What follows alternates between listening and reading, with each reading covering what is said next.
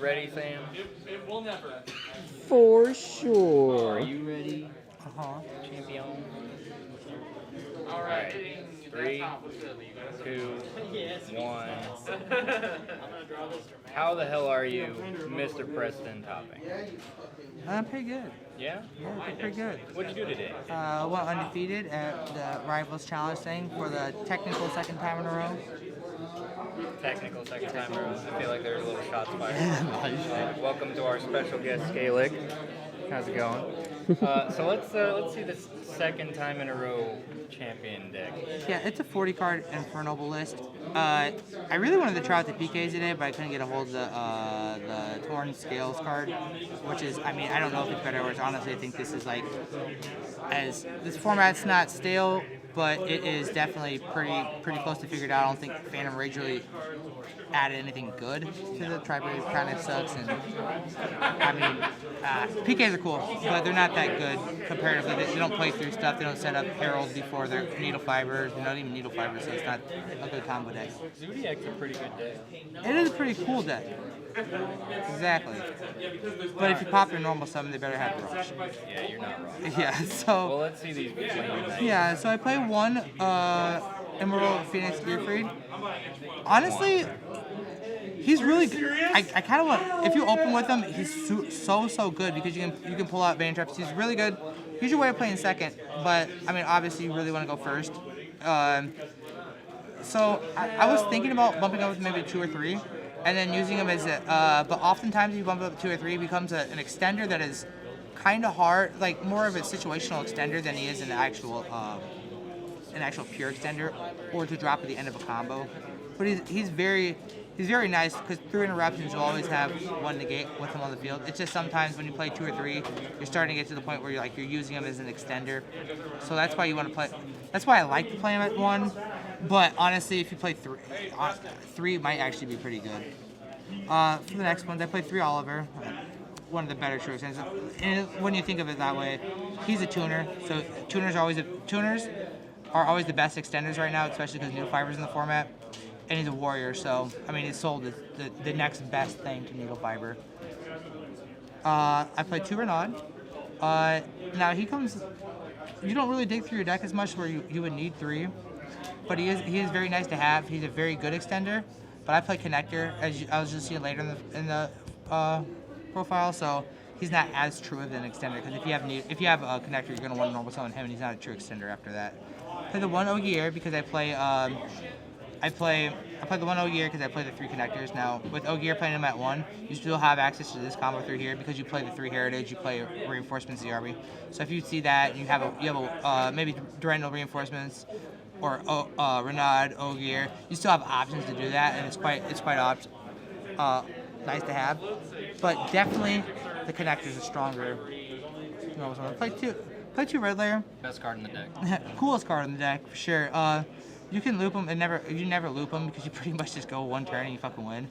So, the reason more being too is kind of like it's all about extension in this deck. It's all about extenders. It's all about being able to play through hand traps because if you can resolve your combo, you win the game. There's no with the way that your X deck works and the way that how you synchro climb. It's really hard to establish a mid game or anything like that, or a grind game, or to establish a board that's just either broken or lackluster with maybe Gearfried and maybe 1 negate.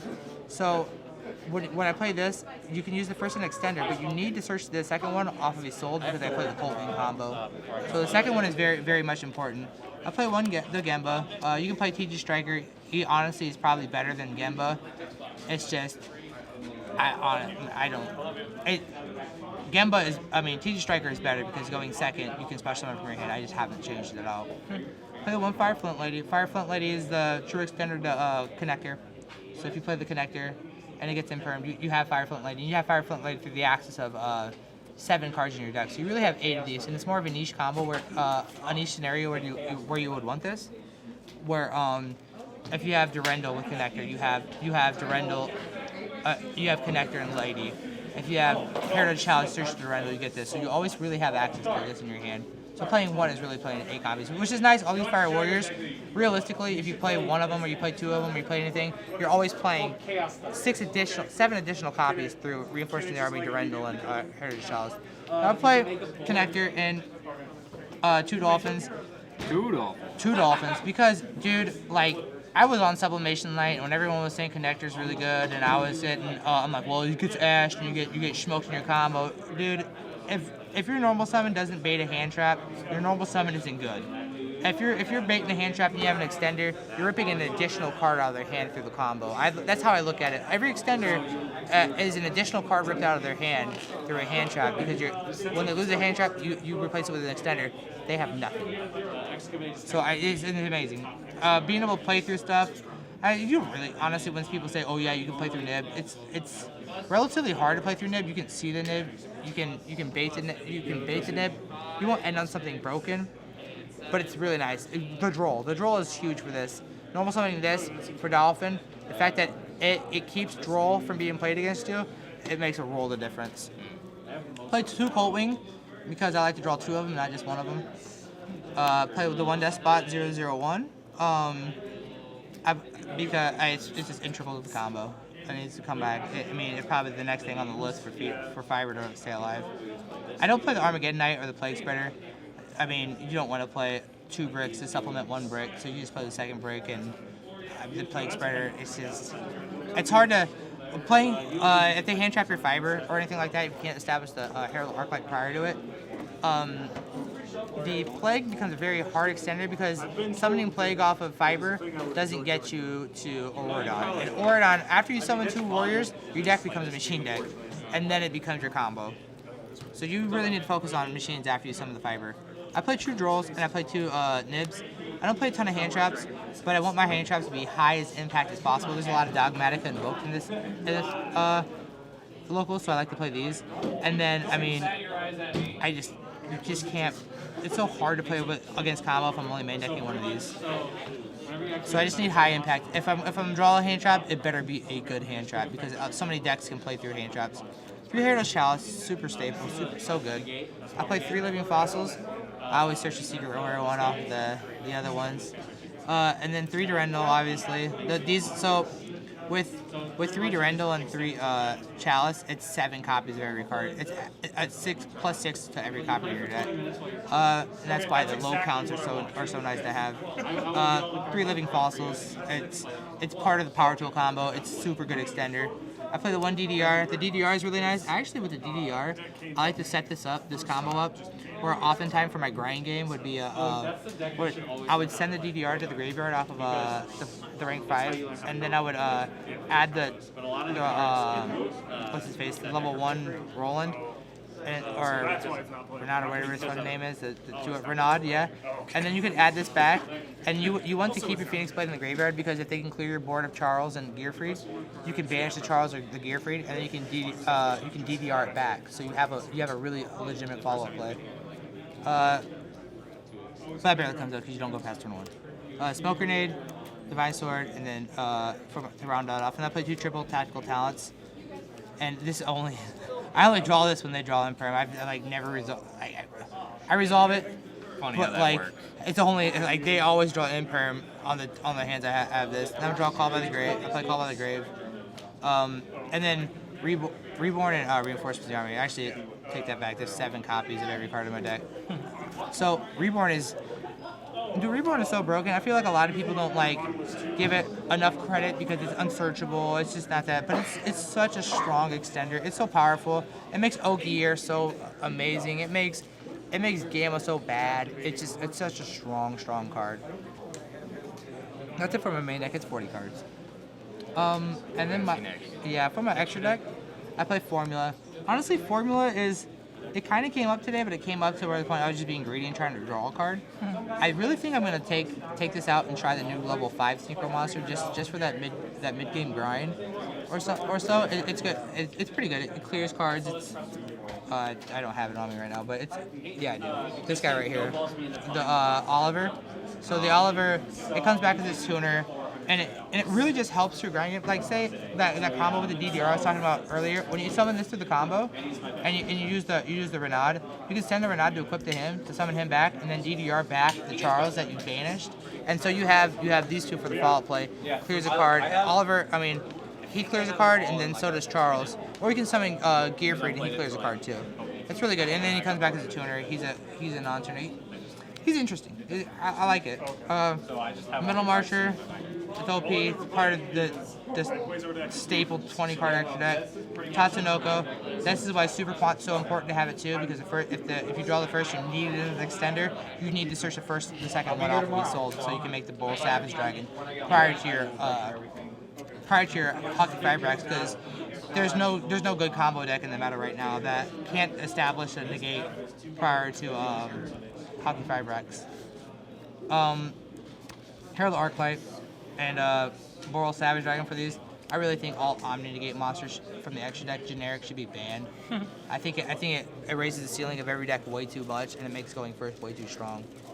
Then Roland, obviously, Power Tool, part of the combo. Omega Lackluster, this is also another card that I flex spot where he rarely comes up.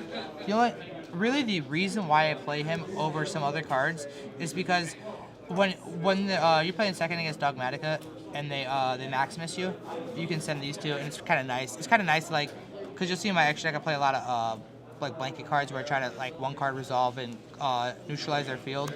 So Omega's really good at forcing out that schism. So you can get that window on off a board, because they'll banish a lot of times. They'll banish the what's his face construct, not the construct, but the other Apollon. So they'll only have one shut off monster, and then you try to bounce it back, force the window. That way they just don't lock you out, and you can. I play evenly match, try to evenly resolve an evenly match. Charles. And then you play Link Cross, and then you play these. You can go between 2 and 1 and then 2. I like 2 and 1 because I'm always trying to establish that negate prior to this one. And if it does get stopped and you kind of get a neutral ground, you can always add the gear free, kind of play this and kind of. It almost forces more advantage. This card gives you more advantage than this one does. But this is integral to your whole combo, because I mean, if you don't, this card right here is I don't know where my Auradon is, but I play Auradon too. It's just so much of your extra deck in your combos. This is basically a bridge to your Auradon and your combos through there. So you want to resolve this prior to a negate, and I just don't see the point of playing 2 of them over 2 of these. Although it would be smart to play 2 of these over maybe the Omega, because the Omega situation only ever comes up through the Maximus. And then I play Axis Code Talker. I love Axis Code Talker. It's Axis Code Talker with Gearfried is game, because it's 5300 because when you link climb, and then you have your Gearfried, and then that's 8300 damage. That's a lot at the time that I win to go second. I know the deck isn't built to go second. You just gotta take a harder L going second. But if there's a chance, you want to be able to play. Now that is my extra deck. Well, plus the Auradon. I don't know where that went, but Disappeared. yeah, that's 15. And now I play 15 extra deck cards. I play 3 evenly, and this was huge too about the Omega, because the Omega actually it makes this slightly better, because you can force out the window, so you can smoke the rest of their field.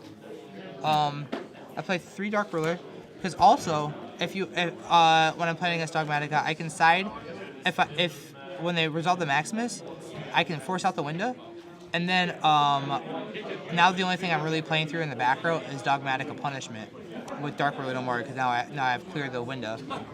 I play these 3 just for back row. I mean, when you're playing at locals, you always have to account for Mystic Mind, especially when you're playing combo. You won't be able to play. Play the 3rd Nibiru, and I play 3 Lancia. Lancia is huge. Everyone's got a peanut brain here, so I don't really want to ever play against Dino. Conductor Tyranno goes over the top of this combo deck, and I feel like if you're playing combo and you're not playing 3 Lancia, then you haven't played against enough Dino before. Dino's just too good against combo, so you want to play something that auto wins against them. You don't even need a combo, you just need to open that. Then I play the 3rd Droll Lockbird. It's nice, like I said, high impact, because I don't I don't play a bunch of hand traps. If you're gonna play a bunch of low impact hand traps, you're gonna have to open multiple of them in order to win this format.